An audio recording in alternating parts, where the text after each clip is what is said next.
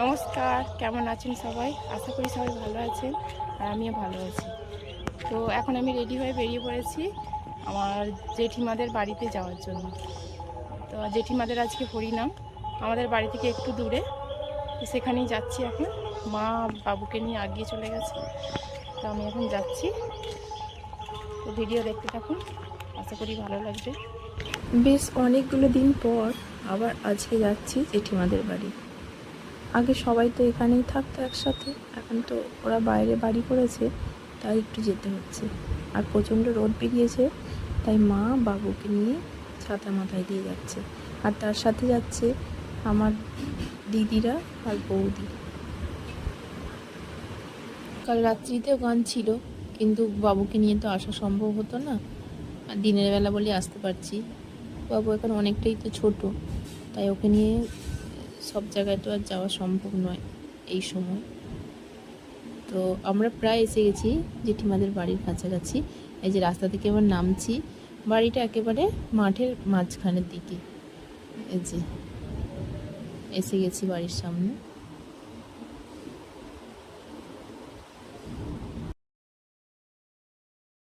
Gate থেকে ঢুকিয়ে দেখলাম সামনে এদিকে রান্নার ব্যবস্থা হচ্ছে। যেহেতু নিরামিষ রান্না হবে, তাই এখানে সমস্ত কিছু প্রায় রেডি। শুক্তো, শাক চচ্চড়ি সমস্ত কিছু হবে, তাই এগুলো সব ছোকে রাখা হয়েছে। তো এইদিকে কিন্তু গান আরম্ভ হবে। এখানে গান করছেন কীর্তনিয়া চিরঞ্জিত গোস্বামী। এই গানটি কালকে রাত্রিতে হওয়ার কথা, একটু ঝড় বৃষ্টির জন্য সেটি রাত্রিতে ক্যান্সেল হয়ে গেছে, আর আজকে সকাল থেকে গানটি আরম্ভ হয়েছে। আর এই গান শেষ হলে এরপরই কিন্তু ভোগের গান আরম্ভ হবে।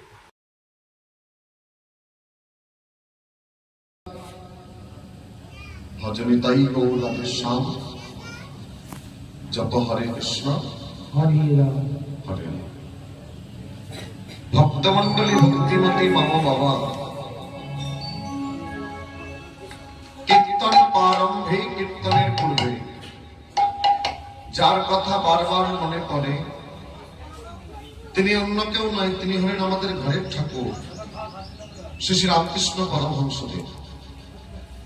তার শিষ্য নরেনকে একটি কথা তিনি বারবার বলতেন, কি নরেন শোন বাবা, শত কথার শত দোষ, একটু চিন্তা ভাবনা করে কথা বল। ভাবলি অনেক কথা বলে ফেললি, কিন্তু সব কি ঠিক হলো? যে যত বেশি কথা বলে ভুল কিন্তু তত বেশি তারই হয়। ভক্তমন্ডলী ভক্তিমতী মায়েরা, নয় নয় করে বেশ কিছুক্ষণ এই বাসরে আমাকে থাকতে হবে।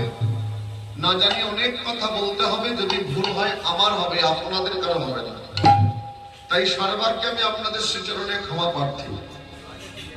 সমবেত সুধী সজ্জন কৃষ্ণ অনুরাগী গৌর ভক্তমন্ডল, আমার আত্মাশক্তি স্বরূপনা মা মহামায়ার অন্তরের অংশভূতা স্নেহময়ী ভক্তিময়ী ভক্তির রসপ্রেমে পরিপূর্ণ আমার জননী,